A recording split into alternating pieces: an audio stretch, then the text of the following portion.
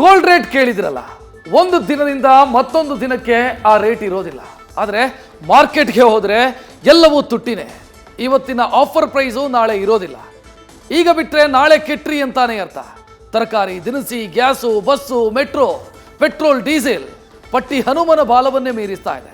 ಇದೆಲ್ಲದರ ವಿರುದ್ಧ ಇವತ್ತು ರಾಜ್ಯ ಬಿಜೆಪಿ ಜನಾಕ್ರೋಶ ಹೆಸರಲ್ಲಿ ಸಂಗ್ರಾಮ ಶುರು ಮಾಡಿದೆ.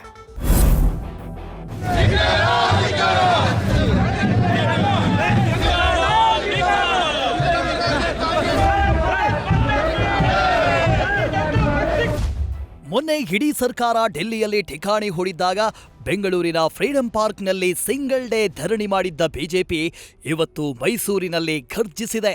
ಜನಾಕ್ರೋಶ ಹೆಸರಲ್ಲಿ ಜನಯಾತ್ರೆ ಆರಂಭಿಸಿದ ಕೇಸರಿ ಪಡೆ ಬೆಲೆ ಏರಿಕೆ ವಿರುದ್ಧ ರಣಕಹಳೆ ಮೊಳಗಿಸಿದೆ.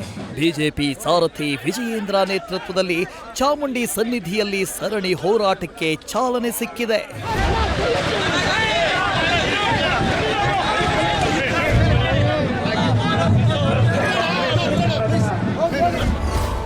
ರಾಜ್ಯದಲ್ಲಿ ದುಬಾರಿ ದುನಿಯಾ ವಿರುದ್ಧ ಬಿಜೆಪಿ ಜನಾಕ್ರೋಶ. ಮೈಸೂರಿನಿಂದ ಮೊದಲ ಹಂತದ ಹೋರಾಟಕ್ಕೆ ಕಮಲ ಕಿಚ್ಚು. ಇದು ರಣಾಕ್ರೋಶ. ದುಬಾರಿ ದುನಿಯಾದ ವಿರುದ್ಧ ಮೊಳಗಿದ ಕಿಚ್ಚಿನ ಕದನ.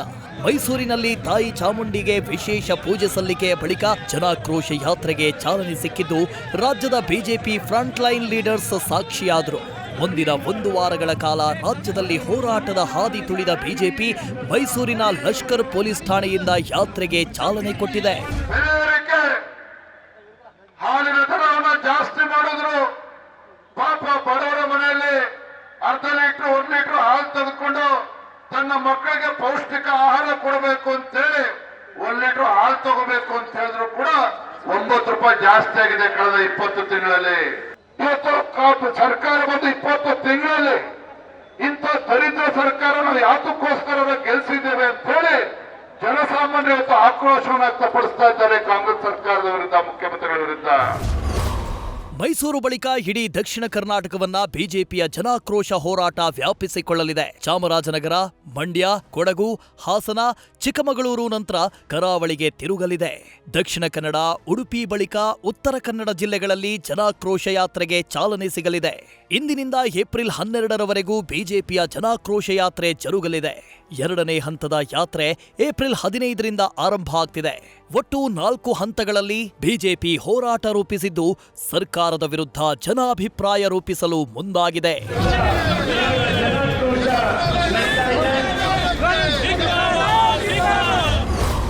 ಬಿಜೆಪಿಯ 4 ವರ್ಷದ ಭಾರ, ಲಕ್ಷಾಂತರ ಪಾಪ ತೊಳೆಯುತ್ತಿದ್ದೇವೆ.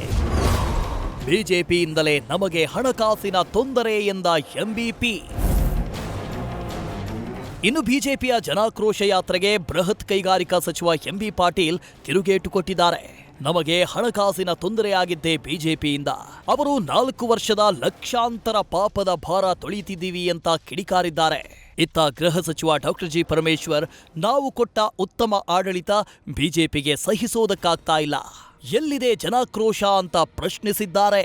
ಈ ಬಿಜೆಪಿ ಅವ್ರದ್ದು 4 ವರ್ಷ ಏನಿದ್ದಾರಲ್ಲ, ಇವ್ರ ಭಾರನೂ ನಾವು ಹೊತ್ತಿದ್ದೀವಿ.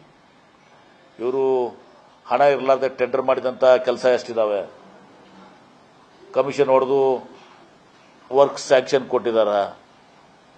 ಲಕ್ಷಾಂತರ ಕೋಟಿ ರೂಪಾಯಿ ಬಿಜೆಪಿಯವರ ಏನು ಪಾಪ ಅದಲ್ಲ, ಆ ಪಾಪವನ್ನು ನಾವು ತೊಳಿತಾ ಇದ್ದೀವಿ. ನಮ್ಮ ಹಣಕಾಸಿನ ಸ್ವಲ್ಪ ಕಷ್ಟ ಆಗಿದ್ರು ಕೂಡ ಅದಕ್ಕೆ ಕಷ್ಟಕ್ಕೆ ಇವರು ಕಾರಣ.